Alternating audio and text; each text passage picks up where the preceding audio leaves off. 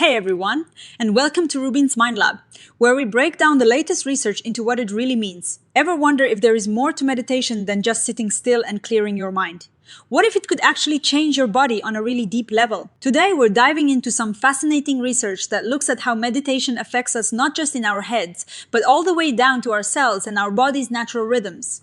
Think of it as exploring meditation's impact across different scales, from our brain all the way to our genes. So, what is the big idea here? Well, scientists are starting to see that meditation is way more than just a mental exercise.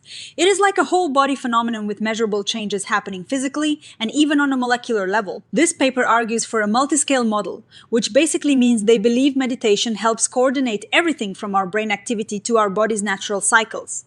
This coordination helps our body stay balanced and healthy, making us more resilient. Let's start with the basics of what meditation is. It is not just one thing, right? There are different types, like focusing your attention, just being aware without judgment, or even focusing on kindness. When people meditate, especially for a long time, their bodies tend to relax, and stress markers can go down. We've also seen physical changes in the brain. Using fancy tools like MRI and fMRI, researchers can see how our brain networks change.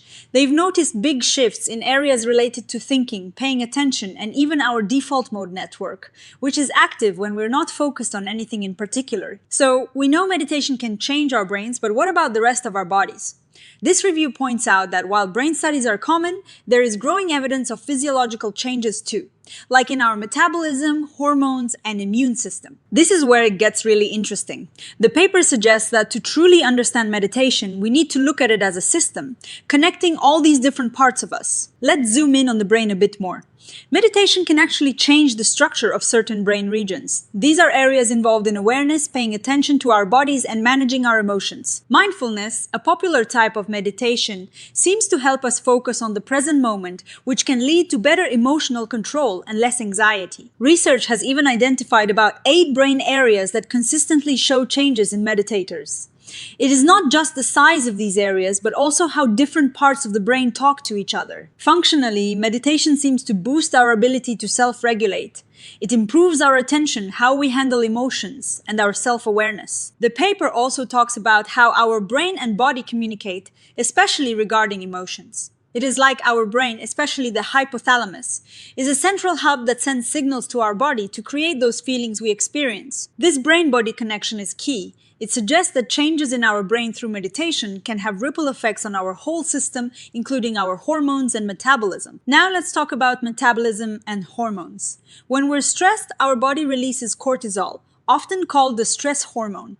Meditation has been shown to help manage cortisol levels. Cortisol plays a role in how our body uses energy. Under stress, it helps provide energy by breaking down things like fats and sugars. Studies looking at the body's chemical makeup, called metabolomics, have found changes after even short periods of meditation. These changes involve things like amino acids and fats. Even the brain's energy use can be affected. One study used a technique to measure how the brain uses energy and found that focused meditation might actually make brain energy use more efficient. This box explains a cool way to measure brain energy. They look at the ratio of phosphocreatine to inorganic phosphate, or PCRI-PI.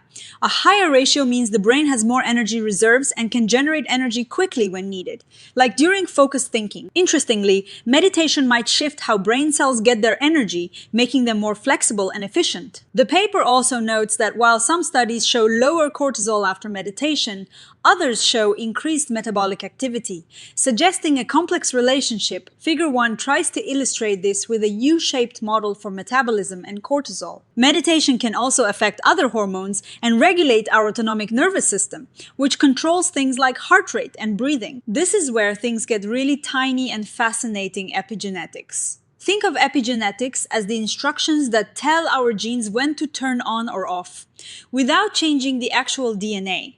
Meditation can actually influence these epigenetic switches. When we're stressed, cortisol can actually recruit certain proteins to our DNA, leading to temporary or long-lasting epigenetic changes. Researchers have found that long-term meditators have lower activity of certain enzymes that modify genes, and this seems to be linked to better stress recovery. There is also evidence that meditation can change the DNA methylation patterns in genes related to stress and inflammation, potentially making us us less reactive to stress. This figure shows how meditation influences our stress response and other pathways, which then connect to epigenetic changes at the gene level. Now, let's talk about our body's internal clock, the circadian rhythm. This 24-hour cycle influences our sleep, hormone release, and metabolism. Meditation might actually help synchronize these internal rhythms. Cortisol, that stress hormone we talked about, has a daily rhythm peaking in the morning to help us wake up and then declining at night. Meditation might actually influence this pattern. While direct evidence is still developing, mindfulness interventions have consistently shown improvements in sleep quality, and good sleep is crucial for our circadian rhythm. So, bringing it all together, this paper proposes an integrative model. It suggests that meditation doesn't just affect one part of us, but it helps all these different systems work together more harmoniously. Imagine meditation as a conductor leading an orchestra. It is coordinating the brain's rhythms, the body's hormonal signals, and even the molecular processes. This coordinated activity leads to better balance and resilience. This model highlights how meditation can connect our thoughts and feelings with our physical body, promoting a state of balance.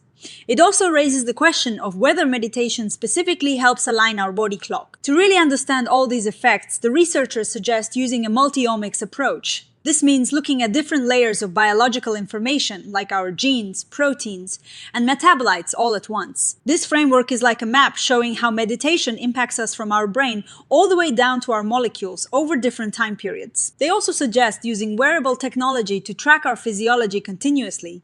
This could give us a more detailed picture of how meditation affects our daily rhythms. So, what is the takeaway from all this? Meditation isn't just a way to calm your mind. It seems to be a powerful intervention that can influence your body at multiple levels, from your brain networks to your genes, and even synchronize your internal biological clock. The future of meditation research looks like it will involve combining brain imaging with advanced molecular techniques and continuous physiological monitoring. This will help us understand how all these systems work together, painting a complete picture of how meditation impacts our overall health and well-being. So, the next time you meditate, remember that you are not just sitting quietly. You might be orchestrating a complex symphony within your own body, leading to deeper relaxation, improved stress resilience, and a more balanced you. What are your thoughts on this? Have you experienced any profound physical changes from your meditation practice? Let me know in the comments below. And if you found this breakdown helpful, please give this video a thumbs up and subscribe to RUBIN'S Mind Lab for more insights into the fascinating world of psychology and neuroscience. Thanks for watching, and I'll see you in the next one.